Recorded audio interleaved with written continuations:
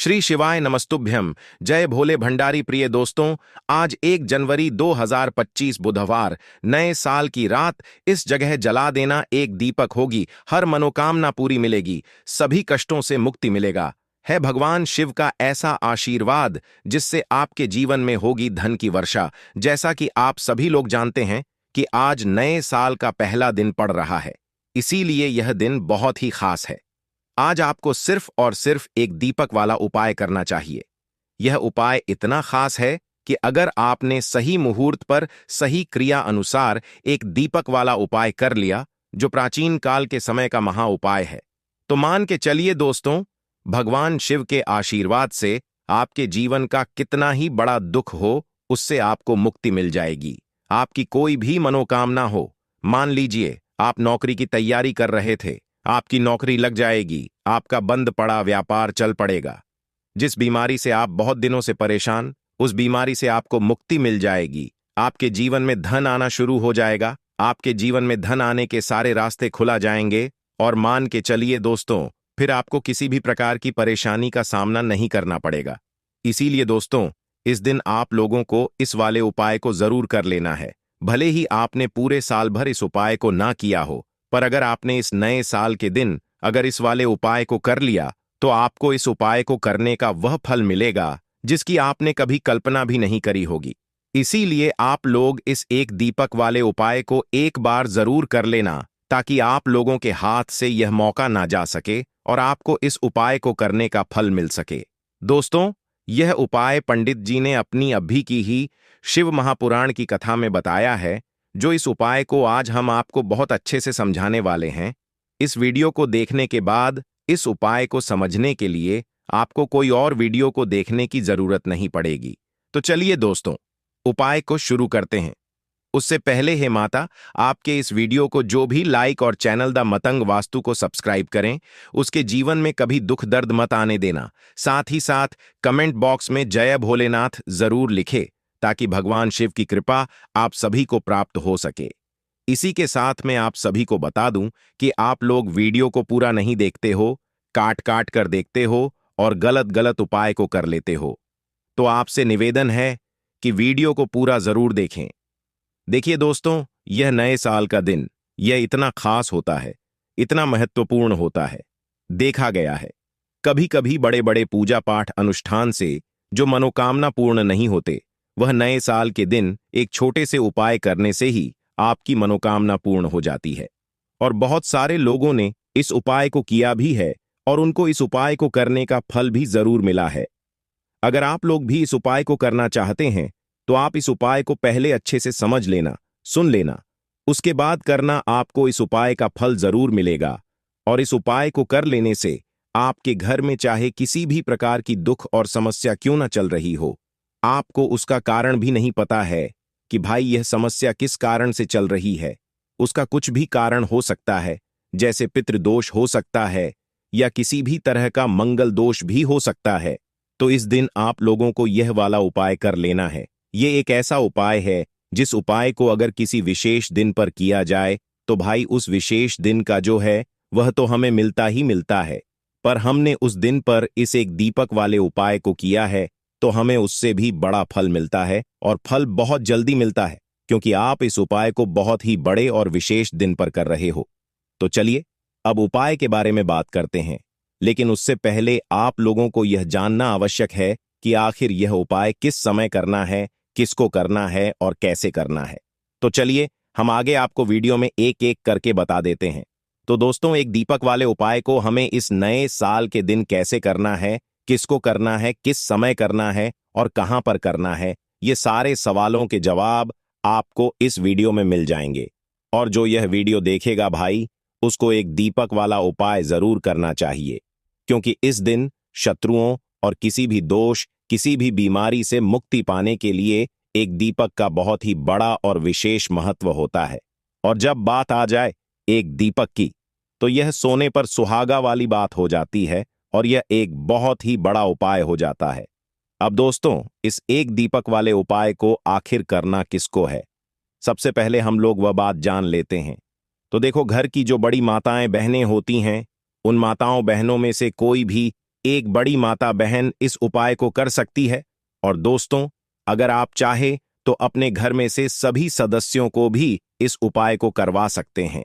अगर किसी व्यक्ति की खुद की कोई मनोकामना है, खुद की कोई दुख और परेशानी है जो कि वह अपने लिए ही करना चाहता है, इस वाले उपाय को तो वह खुद अपने लिए भी कर सकता है। बाकी अगर कोई घर में से ऐसा है जो कि अपने पूरे घर परिवार की सुख और शांति के लिए यह वाला उपाय करना चाहता है, तो भाई वह भी कर सकता है। उसमें भी कोई दिक्कत वाली बात नहीं है। कहने का मतलब यह है कि इस उपाय को हर एक सदस्य भी कर सकता है और पूरे घर परिवार के सदस्य के लिए घर की बड़ी माताओं बहनों में से कोई एक माता बहन भी कर सकती है। माताएं बहनें अगर घर में उपस्थित ना हो या वह यह वाला उपाय ना कर पा रही हो, तो फिर घर का कोई बड़ा सदस्य भी इस एक दीपक वाले उपाय को कर सकता है। चाहे फिर वह पुरुष ही क्यों ना हो, उसमें कोई भी दिक्कत वाली बात नहीं है। अब दोस्तों, एक दीपक वाले उपाय को हमें करना कहां पर है? देखो, इस उपाय को हमें मंदिर में ही करना है। बहुत सारे लोग प्रश्न करते हैं, हर एक उपाय को करते समय क्या हम इस उपाय को घर पर या मंदिर में कर सकते हैं? देखो, तो इस वाले उपाय को आप मंदिर पर करोगे तो अच्छा रहेगा, घर में नहीं करना है इस वाले उपाय को। उसके बाद में दोस्तों, जो अगला प्रश्न निकल कर आता है वह यह आता है इस उपाय को लेकर कि आखिर इस उपाय को हमें किस समय करना है, सुबह के समय करना है कि शाम के समय करना है? तो देखो, इस वाले उपाय को आप लोग सुबह के समय भी कर सकते हो और शाम के समय प्रदोष काल में भी कर सकते हो। अब अगर आप पूछो कि भाई सबसे उत्तम समय कौन सा रहेगा इस एक दीपक वाले उपाय को करने का, तो हम आपसे बस यही कहेंगे कि इस उपाय को आप शाम के समय करेंगे तो ज्यादा बेहतर होगा, क्योंकि नए साल का दिन है और इस दिन प्रदोष काल के बहुत महत्व होता है। बाकी अगर सुबह के समय भी करेंगे तो भी अच्छा होगा, उसमें कोई भी दिक्कत वाली बात नहीं है। तो अब दोस्तों, जो अगली सबसे बड़ी और महत्वपूर्ण बात आती है वह यह आती है कि सुबह अगर हम उपाय को करेंगे तो हमें कितने बजे से लेकर कितने बजे तक के बीच में करना है, और शाम के समय प्रदोष काल में करेंगे तो हमें कितने बजे से लेकर कितने बजे के बीच में करना है। तो देखो, सुबह जितनी जल्दी हो सके आप उपाय को करने की कोशिश करना। बाकी अगर किसी कारणवश लेट भी हो जाओ, थोड़ी देर भी हो जाए तो देखो, सुबह जितनी जल्दी हो सके आप उपाय को करने की कोशिश करना। बाकी अगर किसी का कारणवश लेट भी हो जाओ, थोड़ी देर भी हो जाए, तो 10 या 11 बजे तक भी आप उपाय कर लेना, पर 12 बजे से ज्यादा देरी ना हो। ठीक है, इस बात का ध्यान रखना। उसके बाद में दोस्तों, अगर शाम के समय प्रदोष काल की बात करें, प्रदोष काल का जो समय है होता है वह शाम के 6 बजे से शुरू हो जाता है। मतलब शाम के 6 बजे से लेकर 7 बजे के बीच का जो समय होता है, यह समय प्रदोष काल का समय होता है। इस उपाय को 7 बजे या 8 बजे के बीच में भी कर सकते हो। मतलब कि 6 बजे से रात 8 बजे के बीच में आप कभी भी इस वाले उपाय को कर सकते हो। उसमें कोई भी दिक्कत वाली बात नहीं है, परंतु नए साल के दिन कोशिश करना कि समय के अंतर्गत ही कर लो। किसी कारणवश ना कर पाओ तो थोड़ा देरी से भी कर सकते हो। दीपक वाला उपाय करने के लिए आपको सबसे पहले जरूरत पड़ेगी एक दीपक। अब यह एक दीपक बुधवार की रात अपने घर में इस जगह पर जला देना, बड़े से बड़ा शत्रु भी घुटने टेक देगा। दोस्तों, जैसा कि आप सभी जानते, मार्गशीर्ष महीने की बुधवार के दिन बहुत ही शुभ संयोग बन रहे हैं, और इस दिन अगर आप 11 लौंग और एक कपूर अपने घर में जलाते हैं तो शत्रुओं से हमेशा के लिए आपको छुटकारा मिल जाएगा। अब देखिए, किसी भी व्यक्ति के जीवन में जब शत्रु से परेशान करते हैं तो वह व्यक्ति अपने जीवन में दुखों से बहुत परेशान हो जाता है। शत्रु हमेशा कुछ ना कुछ ऐसा करवाते हैं जिसके बाद नजर दोष लगती है और अच्छा खासा काम भी बिगड़ने लगता है। व्यापार में मद्दा आने लगता है, लोगों की तबीयत खराब होने लगती है। जरूरी नहीं है कि सामने वाला व्यक्ति जैसा दिखता है वैसा हो। देखिए, बहुत सारे लोग हैं जो बहुत अच्छे होते हैं, है ना? लेकिन कुछ लोग ऐसे होते हैं जो कब आपके शत्रु बन जाते हैं आपको खुद भी पता नहीं चलता है। एक तो वह शत्रु होते हैं जो सामने से सीधे सीधे हम पर वार करते हैं, है ना? एक शत्रु ऐसे भी होते हैं जो कि पीठ पीछे कुछ होते हैं और सामने से कुछ होते हैं, है ना?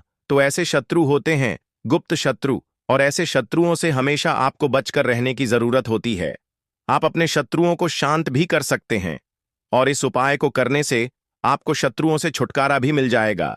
लौंग जो होती है यह शिविर शक्ति का स्वरूप होती है, और आप सभी जानते हैं कि महादेव जिसके साथ हो ना साक्षात काल भी आकर उसका कुछ बिगाड़ नहीं पाता है। अच्छा, बुधवार का जो दिन होता है यह इतना उत्तम होता है कि आप इस दिन अपने पितरों को प्रसन्न कर सकते हैं, धन प्राप्ति के लिए उपाय कर सकते हैं और शत्रुओं से भी छुटकारा पा लेते हैं। जब 11 लौंग का उपाय और एक कपूर का उपाय अपने घर पर करते हैं तो बात कर लेते हैं। सबसे पहले उपाय की, जो कि पितरों को प्रसन्न करने के लिए है। देखिए कि जब किसी से नाराज हो जाते हैं ना, तो उस व्यक्ति के जीवन में बीमारियां, दुख, धन की समस्याएं लगातार बढ़ती है। तो कोशिश करें कि हमेशा मावस के दिन आप अपने पितरों को प्रसन्न करने के लिए उपाय करें। अच्छा, पितृदोष अगर घर में जरा सा भी होता है ना, तो सबसे ज्यादा कष्ट जो आता है वह बच्चों के जीवन पर आता है। बच्चों का मन पढ़ाई में नहीं लगता है, उन्हें आसानी से जीवन में सफलता नहीं मिलती है। बहुत सारे लोगों के यहाँ संतान को लेकर बहुत समस्याएं होती हैं कि संतान नहीं हो रही है ना। तो पितरों को प्रसन्न करने के लिए आपको इस दिन क्या करना है कि सूर्य भगवान को अर्घ देना है। तो थोड़ा सा तांबे का लौटा अगर हो तो तांबे के लौटे में जल भर ले, वरना किसी भी लौटे में आप जल ले। उसके अंदर आपको क्या करना है, थोड़े से अक्षत के दाने डालने हैं, थोड़े से चावल के दाने, थोड़ी सी केसरी डाल ले, अगर लाल फूल है तो लाल फूल डाल लें और सूर्य भगवान को अर्घ दें। अगर भी आप जल चढ़ा देते हैं, अर्घ दे देते हैं, तब भी आपके घर से पितृदोष दूर होता है। तो जब भी आप बुधवार के दिन सूर्य भगवान को अर्घ देते हैं, इससे आपके पितृ प्रसन्न होते हैं। साथ ही साथ अगर आप कर सकते हैं तो पीपल का जो पेड़ होता है, इसमें भी हमारे पितरों का वास माना जाता है। तो आपको क्या करना है कि एक लोटे में या किसी भी बर्तन में आपको जल लेना है दोस्तों,